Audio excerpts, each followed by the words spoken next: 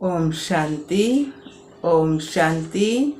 आज बाबा के 5/5/2023 के महावाक्य।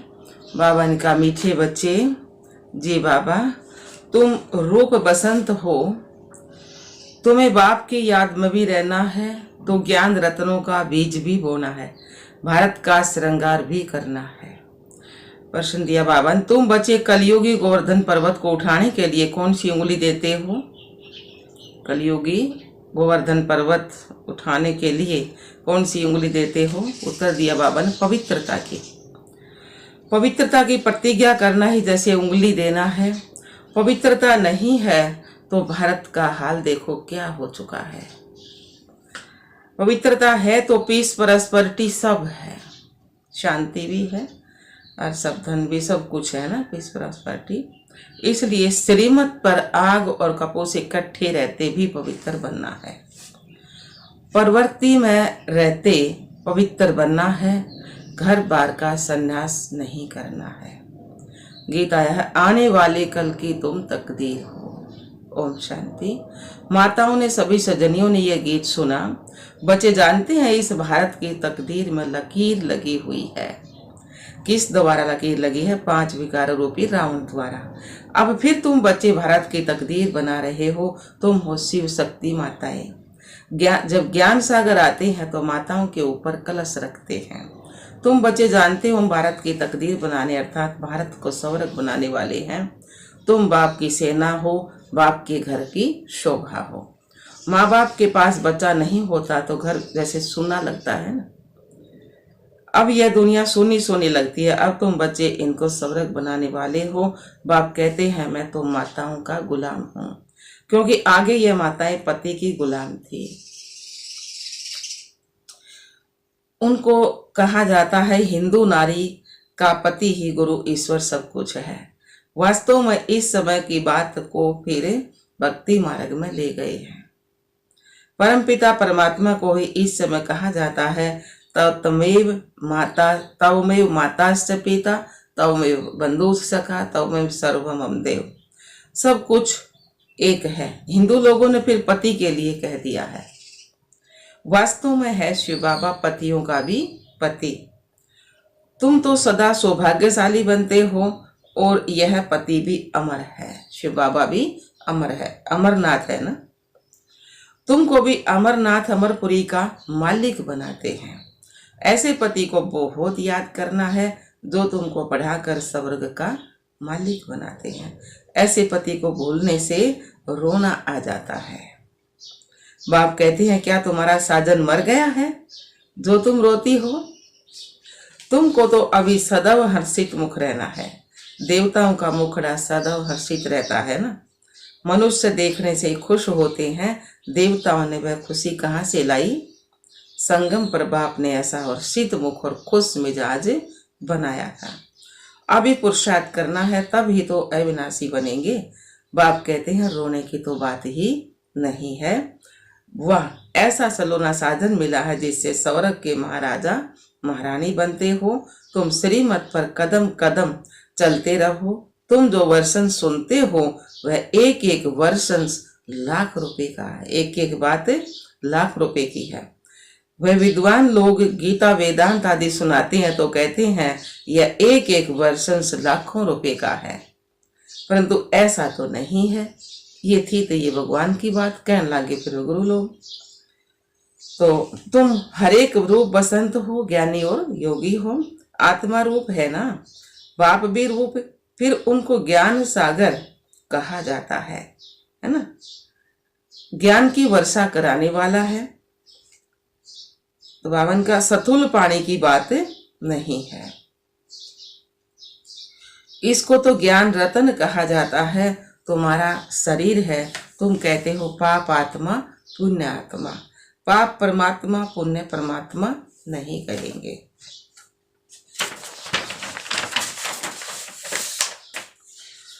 नहीं कहते हो। इससे सिद्ध परमात्मा सर्वव्यापी नहीं है। पाप आत्मा बना है ना, पाप आत्मा और पुण्य आत्मा। बाबा तो नहीं बनता ना। तो बाबा कहे ना, इससे सिद्ध होता है परमात्मा सर्वव्यापी नहीं है, सब में नहीं है।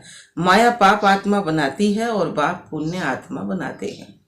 पुण्य आत्माओं की दुनिया को स्वर्ग और पाप आत्माओं की दुनिया को नरक कहा जाता है। सबको पावन बनाने वाला कौन है? सतगति दाता एक ही बाप है। तो तुम बच्चे इस बेहद के घर के श्रृंगार हो। तुम्हें भारत का श्रृंगार करना है, ज्ञान गुणों से श्रृंगार करना है। वैकुंठ को वंडर ऑफ द वर्ल्ड कहा जाता है। मनुष्य 7 जिस्मानी वंडर्स दिखाते हैं, वह तो है मनुष्य के बनाओ ही। वास्तव में wonder of the world Vaikuntha है। वहां सब आत्माएं सदा सुखी रहती हैं। गाते भी हैं फलाना स्वर्गवासी हुआ, परंतु जब तक बाप न आए तब तक वहां कोई भी जा नहीं सकता। अब तुम बच्चे जानते हो हम वैकुंठ में जाते हैं, वह जिस्मानी वंडर्स आंखों से देखने के हैं। तुमको तो वैकुंठ में जाकर अथाह सुख भोगना है, वहां रोने की कोई बात नहीं है। बाकी किसका संबंधी आदि मरता है तो रोते हैं ना। लाइन रहेगी बीच में। बाबा कहते तुम परमपिता परमात्मा की सदनी क्यों रोती हो? शायद साजन को तुम भूल जाती हो।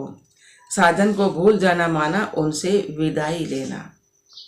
सदा उनको याद करते रहो तो रोने की बात ही नहीं है। बाकी किसका संबंधी आदि मरता है तो रोते हैं। अब तुम जीते जी छुट्टी लेते हो, सबसे छुट्टी ले रो रो कर फिर सदा के लिए हंस पड़ते हो, क्योंकि वैकुंठ में जाते हो ना। बाबा ने कहा यहाँ तो रोने की दरकार नहीं है। बाबा ने कहा है अम्मा मरे तो भी हलवा खाना है। कौन सा हलवा? ज्ञान का। अब तो सब मरे पड़े हैं, किसका चिंतन करे किसका ना करे। तो इतने सब मरेंगे, कोई क्रिया कर्म करने वाला भी नहीं होगा। जापान में बम से इतने मरे, फिर किसने क्रिया कर्म किया? किसी ना किया ना। क्रिया कर्म करने वाले भी सब मर जाएंगे। यह तो भक्ति मार्ग की रस्म रिवाज है। सतयुग में ऐसी बातें होती नहीं है। वहां तो अथाह सुख है। मोजित राजा की कहानी भी वहां की है। तुमने जन्म जन्मांतर यह कथा सुनी है। अब बाप कहते हैं जो कुछ सुना है वह सब भूल जाओ। अब सब बाप से सुनो। Hear no evil, see no evil. ना कहना तो बुरी बात सुनो, ना बोलो। तो बाबा ने उन्होंने बंदरों की शक्ल एक खिलौना बनाया हुआ है। ना बुरा बोलो, ना कहो, ना सुनो। तो बाबा ने कहा टोक no evil, see no evil, क्योंकि इस समय मनुष्य बंदर से भी बदकर है। तो जो सुनाओ सत सत करते रहते हैं। बाबा कहते बच्चे गलाने की बातें मत सुनो। मैं कल्प के संगम योग पर आता हूं, बाप को तो जरूर आना ही है, तब तो नॉलेज दे। मनुष्य कहते हैं ऋषि मुनि आदि त्रिकालदर्शी थे। बाप कहते हैं बिल्कुल नहीं। तीनों कालों को जानने वाले तो एक शिव बाबा है, फिर हम बच्चे हैं, और तो कोई नहीं जान सकता ना, ऋषि मुनि वगैरह। तो बाबा ने कहा मनुष्य कहते ऋषि मुनि आदि त्रिकालदर्शी थे। बाबा कहते हैं बिल्कुल नहीं। लक्ष्मी नारायण भी त्रिकालदर्शी नहीं थे। त्रिकालदर्शी सिर्फ तुम ब्राह्मण बने हो, तुम्हारा यह 84वां जन्म अंतिम जन्म है। ऐसे नहीं कि यह ज्ञान के संस्कार दूसरे जन्म में रहेंगे, नहीं, यह प्राय लोग हो जाते हैं। वहां तो राजा स्थापन हो जाती है, तो राजयोग की दरकार ही नहीं है। तो देखो बाबा क्या कहते हैं और मनुष्य क्या कहते हैं। तो बाबा ने कहा रात और दिन का अंतर है। मनुष्य कहते परमात्मा सर्वव्यापी है। बाप कहते हैं नहीं। मनुष्य कहते कलयुग की आयु भी 40,000 वर्ष पड़ी है। बाप कहते हैं नहीं। कितने गपोड़े सुनाए, घोर अंधियारे कर दिया है। गपोड़े सुनाकर झूठी बात और घोर अंधियारा कर दिया है। अब मीठा बाप कहते हैं बहुत मीठा बनो। तुम ईश्वरीय दरबार में ईश्वर के बच्चे हो, तुम्हारा फर्ज है योग लगाना। गोवर्धन पर्वत पर जाएंगे तो वहां उंगली दिखाई है ना। पर्वत की कितनी पूजा होती है। भारत जब गोल्डन एज बन जाता है तो उनकी पूजा नहीं होती है। तो यह उंगली है तुम्हारी निशानी। कौन सी? पवित्रता की। पवित्रता की प्रतिज्ञा करना, जैसे उंगली देना। भारत को सेल्वेज करने के लिए पवित्रता है तो पीस प्रॉस्पेरिटी भी है। पवित्रता नहीं तो भारत का हाल देखो क्या है। मेहनत है ना। सन्यासी कहते आए आग और कपूस इकट्ठे नहीं रह सकते, और बाबा के बच्चे क्या कहेंगे, आग और कपूस इकट्ठे रह सकते हैं। शास्त्रों में ऐसा लिखा हुआ है, आग और कपूस इकट्ठे नहीं रह सकते, परंतु तुम सन्यासियों को कह सकते हो कि हम कैसे आग और कपूस इकट्ठे रहते, पवित्र रहते हैं। सन्यासियों को श्रीमत थोड़े ही मिलती है, हम तो अब बाप की श्रीमत पर चलते हैं। उनको मिलती है शंकराचार्य की मत, और यह है शिवाचार्य की मत।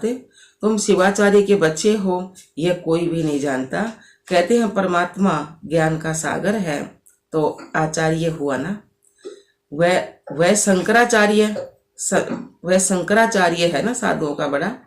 सन्यासी बहुत शास्त्र पढ़कर टाइटल लेते हैं, श्री कृष्ण आचार्य कभी नहीं कहा जाता। शिव का पता ही नहीं है, वह बाप को जानते ही नहीं है, सिवाय बाप के और किसी को ज्ञान का सागर नहीं कह सकते हैं। कोई सन्यासी मिले तो बोलो तुम हो निवर्ती मार्ग वाले हठ योगी सन्यासी, हम है परवर्ती मार्ग वाले राजयोगी। तुम राजयोग सिखला नहीं सकते हो, तुम हो रजोगणी, क्योंकि शंकराचार्य आदि कब है, द्वापर युग में। तुम्हारा है हठ योग कर्म संन्यास, वास्तव में कर्म संन्यास तो होता नहीं है। अब तुम बच्चों को डायरेक्शन ही कुछ और मिलता है। मनुष्य चाहते हैं शांति में रहें, बोलो अच्छा है, अपने को इन आर्गन से डिटैच तो कर दो। परंतु सिर्फ डिटैच करने से ही फायदा नहीं होगा। डिटैच हो फिर मुझे याद करो तो विक्रम विनाश होंगे। शांति तो तुम्हारे गले का हार है, आत्मा का सौदरम है ही शांति। हम आत्माएं मूल वतन में साइलेंस में रहती हैं, फिर सूक्ष्म वतन में है मूवी, यह है टाकी स्थूल वतन। तुम बच्चों ने साक्षात्कार किया है, बाबा ने जास्ती देखा है, मम्मा ने तो कुछ भी नहीं देखा, कभी भी ध्यान में नहीं गई। बाबा ने तो साक्षात्कार में देखा ना सब कुछ, तो ज्ञान में कितनी तीखी गई। यह ध्यान की आस भी नहीं रखनी चाहिए। मम्मा देखो बगैर ध्यान से ध्यान के कितना आगे नंबर लेती है, पहले श्री लक्ष्मी फिर श्री नारायण। तो इनके लिए लिखा हुआ है अर्जुन को विनाश स्थापना का साक्षात्कार हुआ। इस रथ में रथेश्वर बाबा बैठ नॉलेज सुनाते हैं। इस रथ को भी नॉलेज उनसे मिलती है, यह खुद भी गीता पढ़ते थे, परंतु कथा करते थे। अब वंडर लगता है शास्त्रों में क्या क्या है। बाप कहते हैं यह पढ़ा हुआ सब कुछ भूल जाओ, सुनो नहीं, देखते हुए भी नहीं देखो। बाबा कह रहे हैं देखते हुए भी नहीं देखो, बस हम तो जाते हैं बाबा के घर स्वीट होम। जब तक गाइड तथा लिबरेटर न आए तब तक कोई भी जा नहीं सकता। पंडा और मुक्तिदाता तो एक ही बात है, दुखों से मुक्त कर देते हैं, इसलिए उनको गति सतगति कहा जाता है।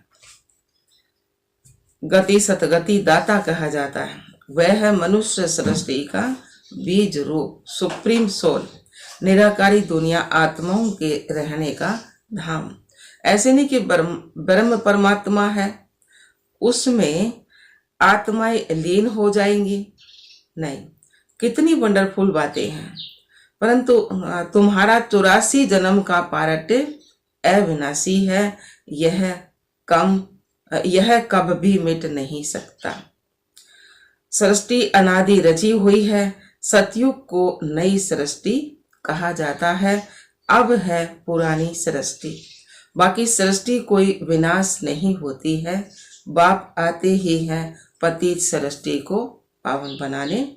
सृष्टि तो है ही ना, 84 जन्म तो जरूर देवताओं के ही होंगे, फिर कम होते जाते हैं, फिर क्रिश्चियन आदि का भी हिसाब निकाल सकते हो।